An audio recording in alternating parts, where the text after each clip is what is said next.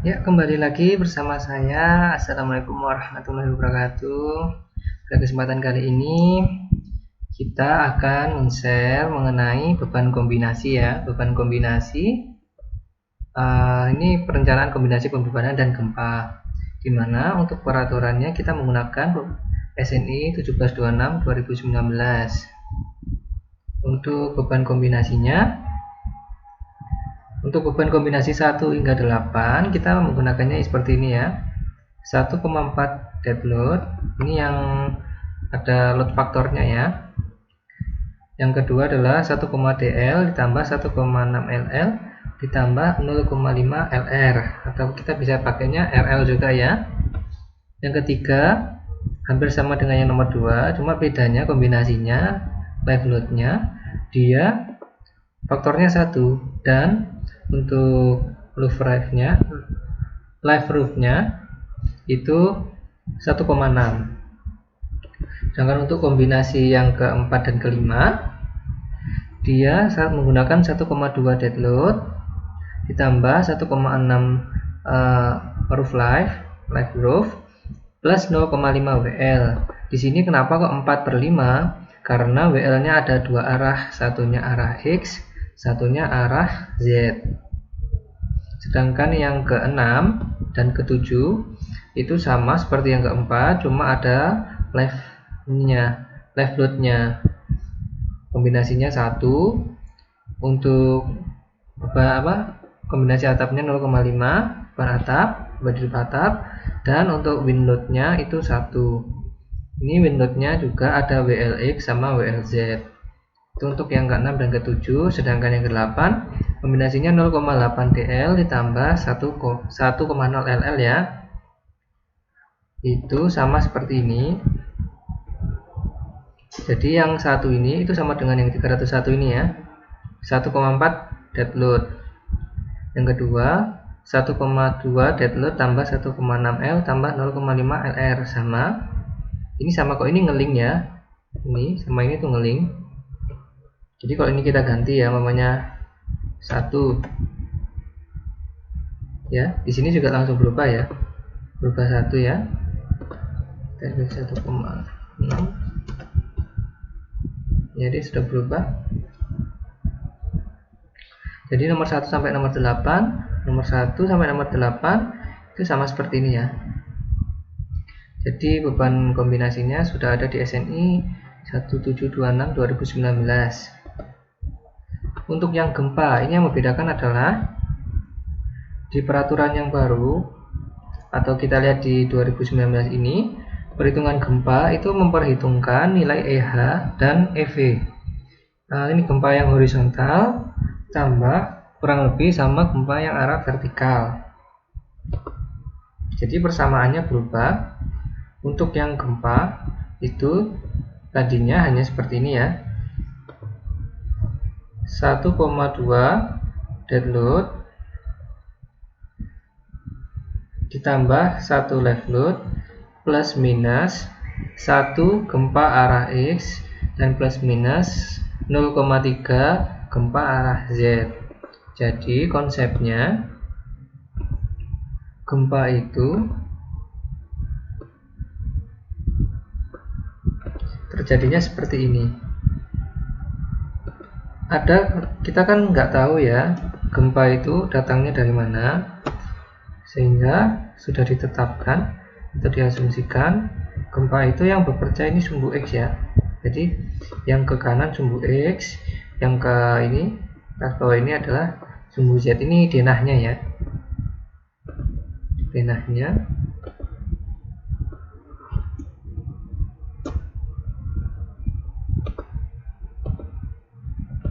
Jadi kalau gempanya itu dari arah X, ini 1, berarti dia gempanya bekerja 100% arah X, dan sini 30% arah Y.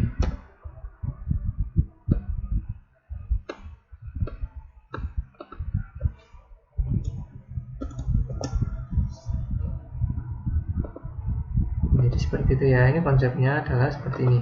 Jadi yang ke ini arah X, ini arah X, yang ini adalah arah Z. Jadi gempanya arah X, dia bekerja 100%, dan yang arah Z 30%. Ini terjadi secara bersamaan. Begitupun sebaliknya, jika gempanya dia searah Z-nya yang 100%, maka yang arah X-nya akan bekerja 30%.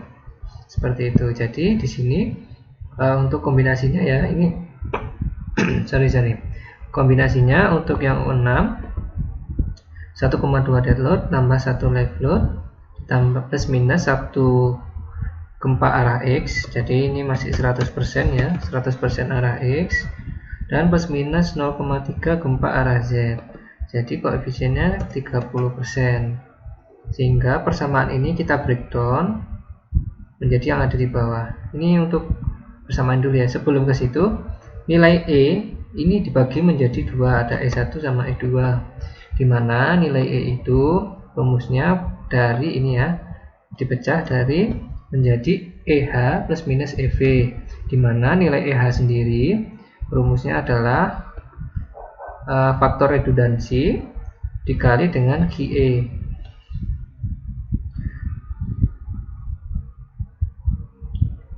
Jadi QE ini adalah gempa arah gitu ya, gempanya ya maksudnya ya. QE gempa arah mana gitu. Kalau arahnya X berarti QE X, kalau di arah Z QEZ. Kalau di start pro tadi kita sudah mendesainnya itu dengan nama EHX atau EHZ ya. Start pro tadi kita pakainya ini ya, earthquake gitu kan.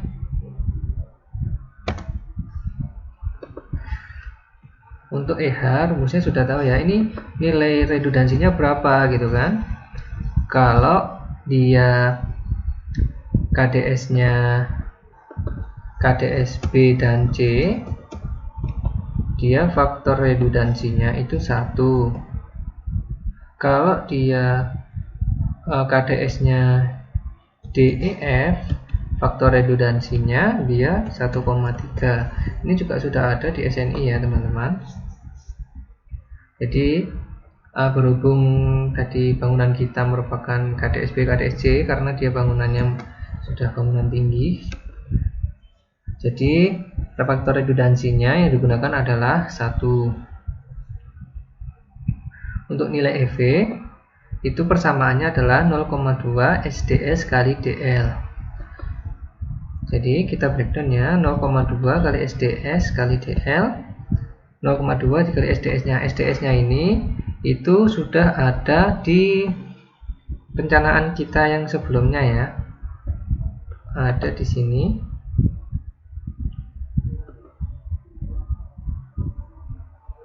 Ini nilai SDS-nya. SDS-nya adalah 0,568. Sehingga yang di sini juga sama, 0,658 itu kalau dibulatkan jadi 3 angka kan 0,569 ya. Setelah itu dikalikan untuk nilainya, ketemulah faktornya EV adalah 0,114 dead load. Sehingga nilai E dibagi menjadi 2 ya, EH plus minus EV. E1 nya 1 QE karena ini tadi ya, EH nya 1 QE ditambah karena plus minus kita ambil plusnya dulu, di plus EV, EV nya adalah 0,114 dead load. Untuk E2 nya 1 QE min 0,114 dead load.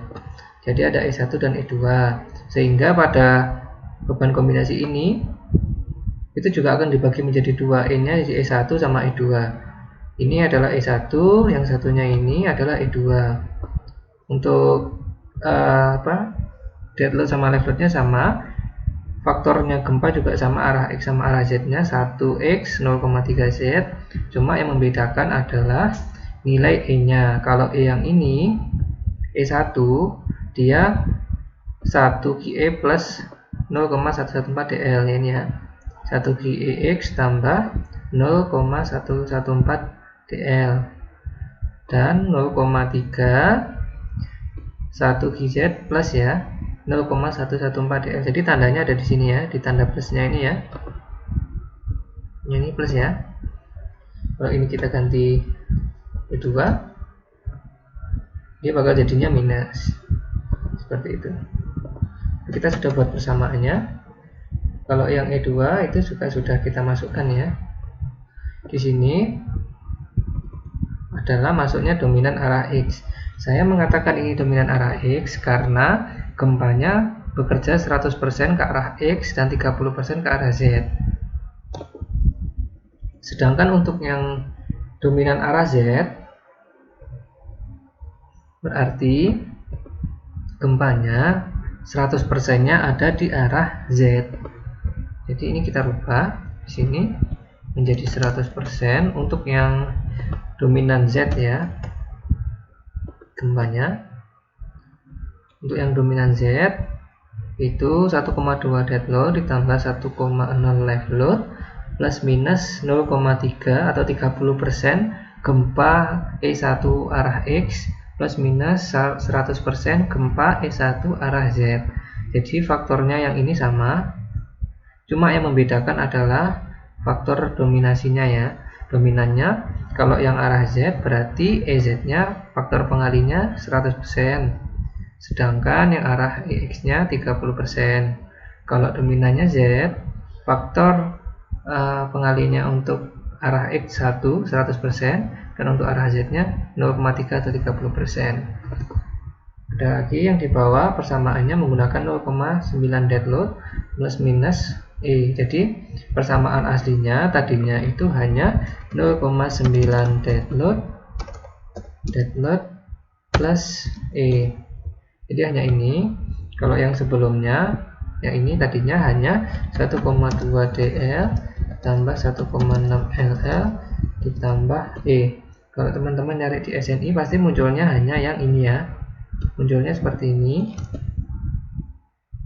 dan seperti ini. Ini kombinasi dasarnya. Habis itu kita breakdown kan ya. E-nya menjadi dua bagian. Ada yang arah X sama arah Z. Bekerjanya tergantung dominasinya ya. Untuk yang ini juga 0,9 DL plus E. E-nya kita breakdown menjadi dua. EX1, E1X atau E1 gempa arah X, dominan arah X 100% dan 0,3 E1 arah Z. Seperti itu. Jadi totalnya ada 40 ya, 40 kombinasi ya. Jadi yang di sebelah sini itu sudah saya sesuaikan ya teman-teman. Jadi untuk yang ini ya, nilai ini itu sudah penambahannya ya, 1, dead load ditambah 1 kali ini 0,14 dead load tambah 0,3 dikali ini ya.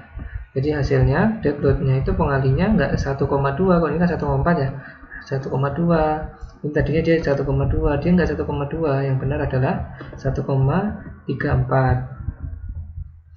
Dan levelnya masih sama ya, 1 untuk faktor HIX-nya 1 ya, ini dikali ini kan 1. Sedangkan EZ-nya 0,3 dikali ini. Dia membedakan adalah di dead load-nya ini ya. Kalau di belakangnya rata-rata hampir sama, cuma yang membedakan adalah tanda. Kemudian setelah kita punya beban kombinasinya seperti ini, kita lanjutkan input di start pro-nya. Jadi kan sebenarnya kalau kita di start pro kan inputnya satu-satu seperti ini ya. Kita inputnya bisa pakai di load case, kita new, kemudian kita pilih ke load case, habis itu kita combination. Kita bisa milih ini di sini 1,4 DL, kita tulis sendiri ya. Di sini faktornya kita jadikan 1,4. Kita kalikan kita klik 2 kali, ya dia sudah muncul. Di situ kita add. Jadi sudah di running ya, kita hapus dulu nilainya. Ya, jadi ini sudah muncul satu kombinasi ya. 1,4 dead load. Sama seperti yang ini. Nah, 1,4 dead load. Begitupun untuk semuanya, kita akan masukinya bisa menggunakan cara yang tadi. Tapi kalau bebannya ada banyak seperti ini, ada sampai 40, kita masukin satu-satu, itu nanti bakal capek ya teman-teman ya. Kita bisa menggunakan load generator ya. Ini sudah ada juga, sudah kita buatkan. Ini tinggal kita copy ya teman-teman ya. Jadi kan yang terakhir kan sudah nih kita buat, kita copy aja yang di sini. Ini sama nih, maksudnya dia ini adalah satu itu maksudnya beban yang pertama, satu itu adalah ini beban satu ini, dan di belakangnya 1,4 adalah faktor pengalinya. Kalau yang di bawah ini adalah 1,2 D. D itu adalah nomor 1 ya, nomor 1 1,2 D tambah 1,6 L 1,6 L tambah 0, ditambah 0,5 yang tiga-tiganya itu adalah beban hidup di atap.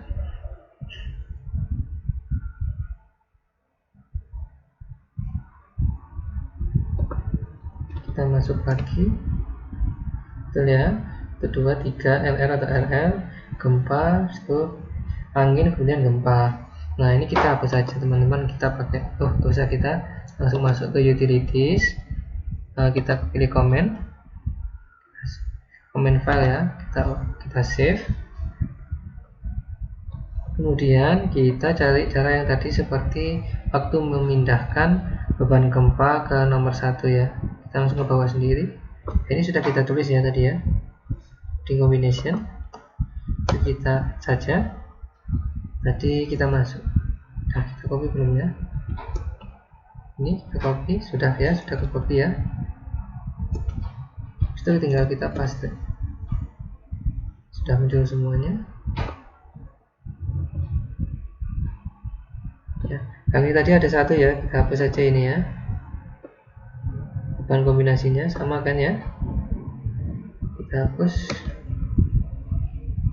ini. Oke, combination sudah finish. Itu kita save, kita close, kita lihat apakah ada yang error.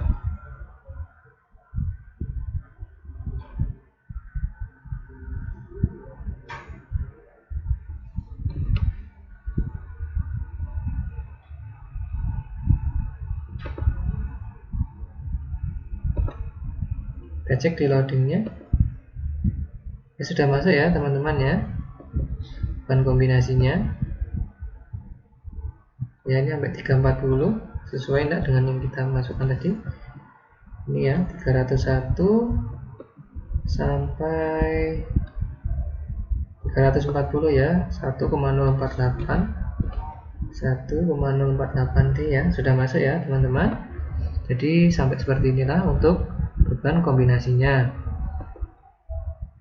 Setelah dilakukan beban kombinasi, kemudian kita analisis ulang ya. Tadi kan kita perform analisisnya sudah kita hapus.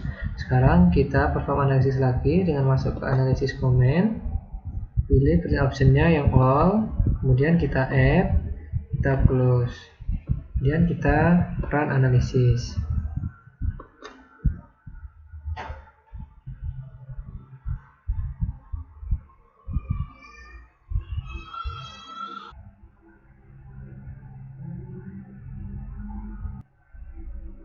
Ya, sambil menunggu ini untuk analisisnya, kita pastikan dia tidak ada yang error. Setelah kita kasih tadi ya, beban kombinasi tadi ya,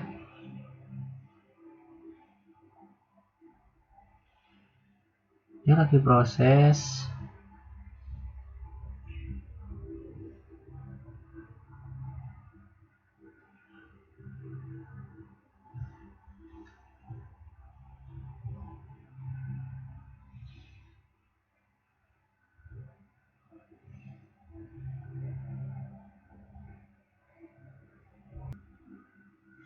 Ya, ternyata hasilnya tidak ada yang error dan tidak ada yang warning, masih sama ya dua node-nya ya, node-nya ini yang awal tadi ya.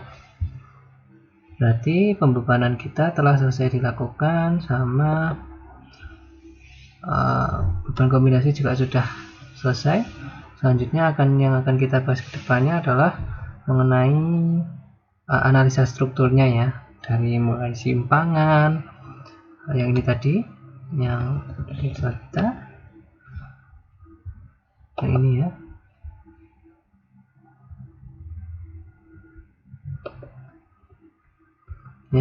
Karena ini sudah selesai semua, kita akan masuk ke tahap output, dimana output yang akan kita cari nanti bervariatif ya, diantaranya adalah ini tadi, DMN tadi ya, lintang, momen, dan gaya normal.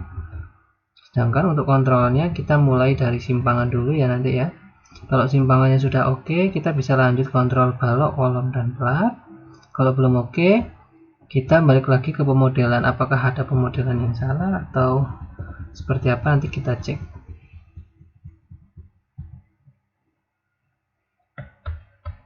Nah, jadi seperti itu ya. Untuk kontrol balok, kolom, dan plat kita tinjau di pertemuan analisa strukturnya. Sekian dulu untuk pertemuan kali ini yang membahas mengenai beban kombinasi. Jika ada pertanyaan, silahkan bisa komen di bawah atau menghubungi via email. Sekian dari saya, sampai jumpa di next pertemuan. Assalamualaikum warahmatullahi wabarakatuh.